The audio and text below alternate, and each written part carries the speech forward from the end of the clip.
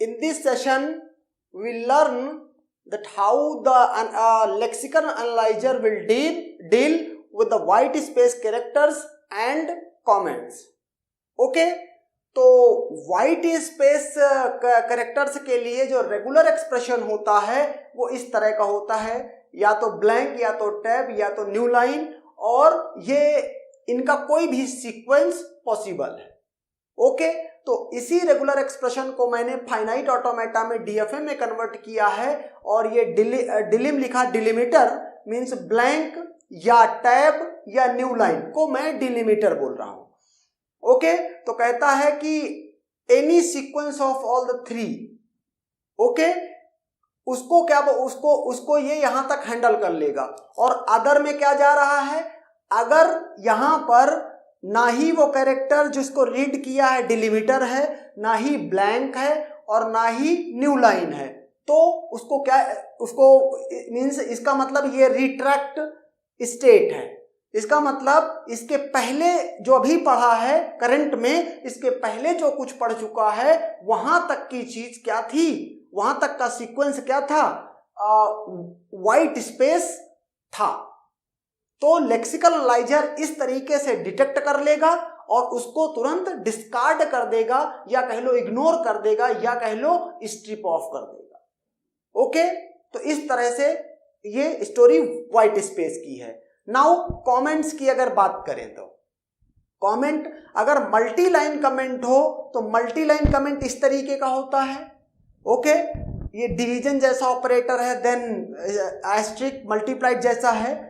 तो इसको कैसे हैंडल करता है, जैसे कि हमने क्या कहा, यहां पर इसने डिवीजन ऑपरेटर से स्टार्ट किया, मींस कमेंट में ये सिंबल यूज हो रहा है जो डिवीजन ऑपरेटर का सिंबल है, और इसके बाद ये एस्ट्रिक. तो डिवीजन और एस्ट्रिक मिल गया तो कहता है any character other than asterisk followed by division operator. Okay, ये asterisk division by followed by division operator ये ना मिले और कोई भी कैरेक्टर बीच में आता जाए तो वो सब कुछ क्या है, मल्टी लाइन कमेंट का पार्ट है. और जैसे ही पहला एस्ट्रिक फॉलोड बाई ये डिवीजन ऑपरेटर फिर से दिखेगा, ओके, तो क्या बोल देगा इसको, तो इसको बोल देगा कि ये एक कमेंट है. लेक्सिकल एनालाइजर ने कमेंट को डिटेक्ट कर लिया, अब इसको डिस्कार्ड कर देगा, स्ट्रिप ऑफ कर देगा, या कह लो इग्नोर कर देगा. ओके, यहां पर जो आपका फाइनाइट ऑटोमेटा है वो फाइनाइट ऑटोमेटा ये डिवीजन ऑपरेटर है, तो अकेला डिवीजन भी पॉसिबल हो सकता है. मींस आपको लग रहा हो कि यहां से मल्टी लाइन कमेंट स्टार्ट हुई है, लेकिन एक्चुअल में क्या था, ये सिंपल डिवीजन ऑपरेटर था.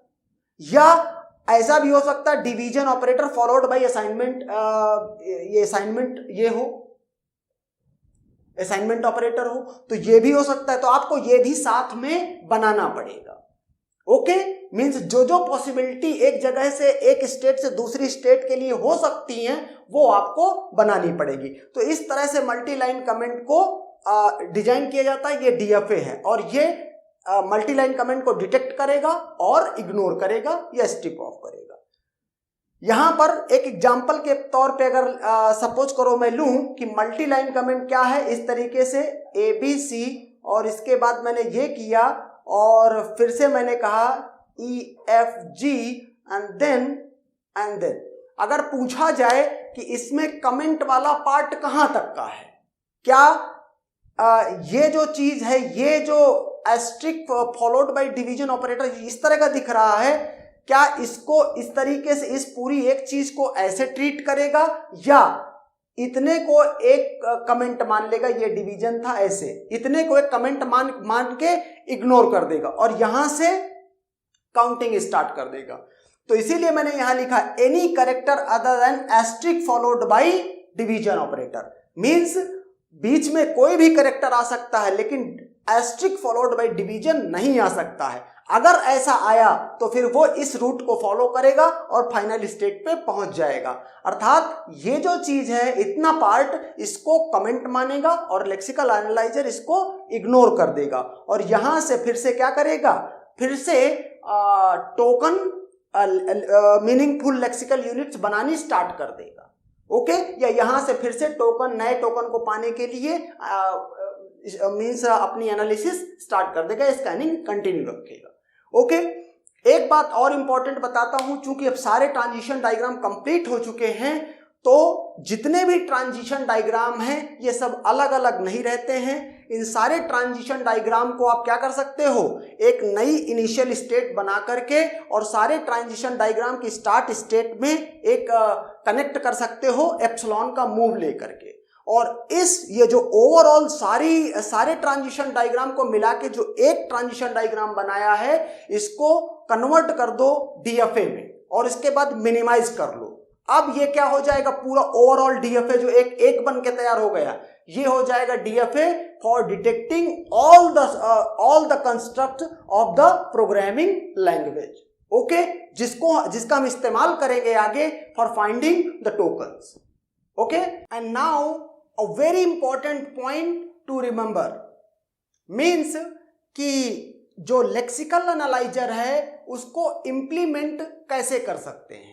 तो जैसा कि हमने देखा कि लेक्सिकल एनालाइजर को यहां पर इंप्लीमेंट किया जा रहा है डीएफएस का इस्तेमाल करके।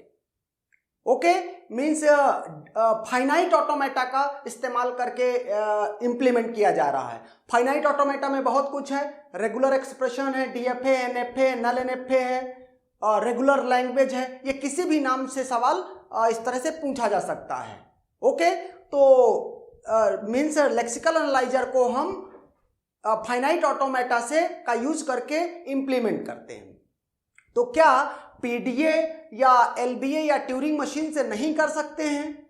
बिल्कुल कर सकते हैं, क्योंकि पीडीए या एलबीए फाइनाइट ऑटोमेटा से ज़्यादा पावर पुश डाउन ऑटोमेटा की है, इससे ज़्यादा पावर लीनियर बाउंडेड ऑटोमेटा की है, और लीनियर बाउंडेड से ज़्यादा ऑटोमेटा से ज़्यादा पावर ट्यूरिंग मशीन्स की है।